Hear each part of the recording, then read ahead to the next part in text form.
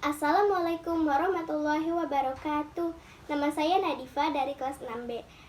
Kali ini saya akan mempresentasikan tentang perkembangbiakan makhluk hidup. Pertama, saya akan mempresentasikan tentang perkembangbiakan hewan terlebih dahulu. Perkembangbiakan hewan dibagi menjadi dua cara. Pertama yaitu dengan cara generatif atau kawin, dan yang kedua adalah dengan cara vegetatif atau tidak kawin. Pertama adalah perkembangbiakan hewan secara generatif. Perkembangbiakan hewan secara generatif dibagi menjadi tiga. Pertama, ovipar. Ovipar adalah perkembangbiakan hewan yang secara bertelur. Pada ovipar, telur atau embrio tumbuh berkembang di luar tubuh induk betina. Ciri-ciri hewan ovipar adalah tidak memiliki daun telinga, tidak memiliki kelenjar susu, tidak menyusui anaknya, umumnya tidak mempunyai penutup tubuh seperti bulu, kecuali ayam, bebek, dan burung.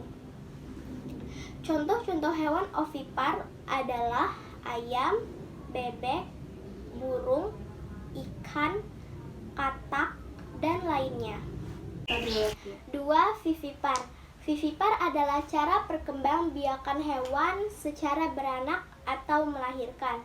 Ciri-ciri hewan vivipar adalah memiliki daun telinga, memiliki kelenjar susu, menyusui anaknya, lalu mempunyai penutup tubuh seperti rambut kecuali paus dan lumba-lumba. Umumnya, hewan vivipar berasal dari kelompok mamalia. Contoh hewan-hewan vivipar adalah sapi, kambing, paus, lumba-lumba, kucing, dan lain-lain. Lalu yang ketiga adalah ovovivipar. Ovovivipar adalah cara berkembang hewan dengan cara bertelur sekaligus beranak atau melahirkan. Nah, contoh-contoh hewan ovovivipar adalah kadal, bunglon, lalu ular, ikan hiu, iguana, dan lain-lain. Lalu perkembangbiakan hewan secara vegetatif. Perkembangbiakan hewan secara vegetatif dibagi menjadi 4 bagian atau 4 cara. Yang pertama adalah membelah diri. Hewan yang berkembang biak dengan cara membelah diri akan membelah dirinya menjadi 2 bagian yang sama atau lebih, dan potongan badannya akan berkembang menjadi individu baru. Pada umumnya, hewan yang berkembang biak dengan cara membelah diri hanya hewan yang bersel satu. Contohnya adalah amoeba. Yang kedua adalah tunas. Tunas adalah cara perkembangbiak hewan dengan cara tunas yang menempel pada tubuh induknya hingga dewasa. Saat tunas sudah mulai dewasa, tunas akan memisah dari tubuh induknya dan menjadi individu baru. Contoh hewan yang berkembang biak dengan cara bertunas adalah hydra dan anemon laut. Yang ketiga adalah dengan cara fragmentasi. Fragmentasi adalah cara berkembang biak hewan, yaitu dengan memotong bagian tubuhnya. Tubuhnya yang terpotong akan berkembang menjadi individu baru. Contoh hewan yang berkembang biak dengan cara berfragmentasi adalah planaria atau cacing pipih.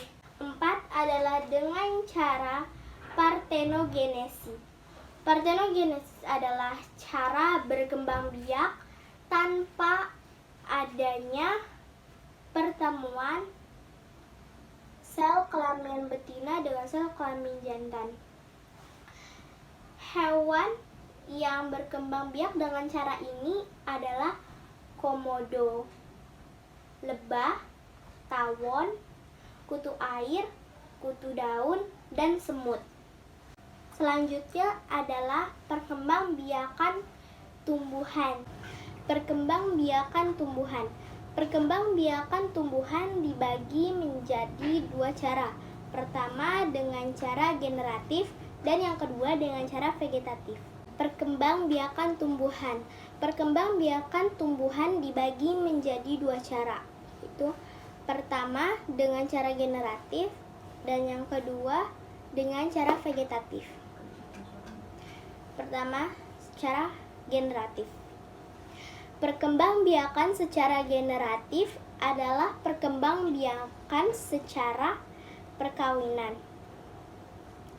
Biasanya perkembangbiakan secara generatif hanya terjadi pada tumbuhan yang berbiji melalui penyerbukan. Penyerbukan adalah proses jatuhnya benang sari pada kepala putik, sehingga terjadinya pembuahan. Pembuahan merupakan proses meleburnya sel kelamin jantan dengan sel kelamin betina sehingga membentuk zigot. Zigot akan berkembang menjadi lembaga. Lembaga akan berkembang menjadi bakal biji. Bakal biji akan berkembang menjadi biji dan bakal buah. Lalu bakal buah akan berkembang menjadi daging buah. Nah, selanjutnya adalah dengan cara vegetatif. Perkembangbiakan secara vegetatif pada tumbuhan dibagi menjadi 8. 1. Membelah diri. Tumbuhan yang berkembang biak dengan cara membelah diri akan memotong bagian tubuhnya secara langsung dan membuat beberapa bagian. Sel anaknya ada yang terpisah dari tubuh induknya dan ada juga yang masih tetap dalam badan induknya sehingga membentuk kelompok. Yang kedua adalah spora. Spora adalah sel yang berubah fungsi menjadi alat perkembangbiakan. Spora disimpan dalam kotak spora yang bisa disebut dengan sporangium. Bila kotak spora telah masak, maka kotak spora akan pecah dan spora tersebut akan keluar dari kotaknya serta terbawa angin. Ketika spora jatuh di tempat yang sesuai, spora tersebut akan tumbuh menjadi individu baru. Contohnya adalah jamur, paku-pakuan, dan lumut. 3. Umbi lapis.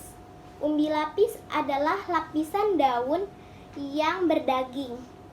Di dalam lapisan umbi lapis ada tunas yang disebut dengan siung. Siung tersebut dapat ditanam bila dipisah menyertakan akarnya. Bila siung tersebut ditanam, akan tumbuh kembali menjadi individu baru. Contoh tanaman atau tumbuhan yang berkembang biak dengan cara seperti ini yaitu bawang merah, bawang putih, bunga bakung, dan bunga lili. Lalu yang keempat adalah umbi batang. Umbi batang adalah batang yang tumbuh di dalam tanah.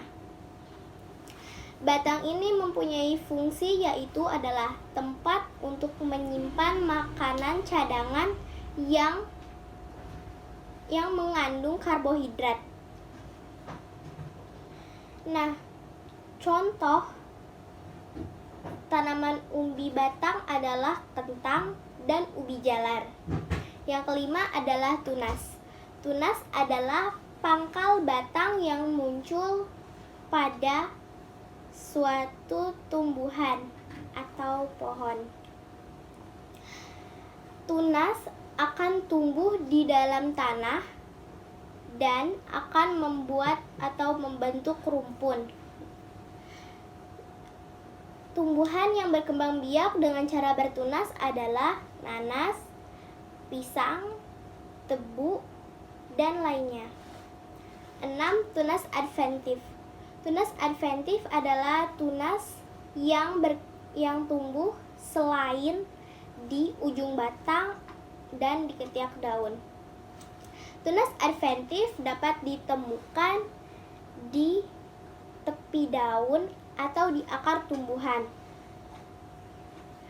Contoh tumbuhan yang memiliki tunas adventif pada daunnya adalah cocor bebek dan begonia. Lalu contoh tumbuhan yang di akarnya memiliki tunas adventif adalah sukun dan kesemek. 7. Geragi. Geragi adalah batang yang tumbuh menjalar di permukaan tanah atau juga dapat tumbuh di dalam tanah. Pada ruas-ruas yang terdapat pada akar, tumbuh tunas yang bisa menjadi individu baru atau menjadi tumbuhan lagi. Contoh tumbuhan yang berkembang biak dengan cara geragi adalah stroberi, pegagan, arbei, semanggi, dan lainnya. Nah, selanjutnya adalah akar tinggal yang ke-8. Akar tinggal adalah batang yang tumbuh mendatar di permukaan tanah. Nah, di akar tersebut memiliki ruas-ruas yang juga tumbuh tunas, dan tunas tersebut dapat tumbuh menjadi individu baru. Contoh tumbuhan yang tumbuh dengan akar tinggal adalah jahe, lengkuas, kencur, kunyit, dan temulawak. Sekian informasi atau presentasi perkembangbiakan makhluk hidup yaitu hewan dan tumbuhan dari saya. Maaf bila ada kesalahan penyampaian. Wassalamualaikum warahmatullahi wabarakatuh.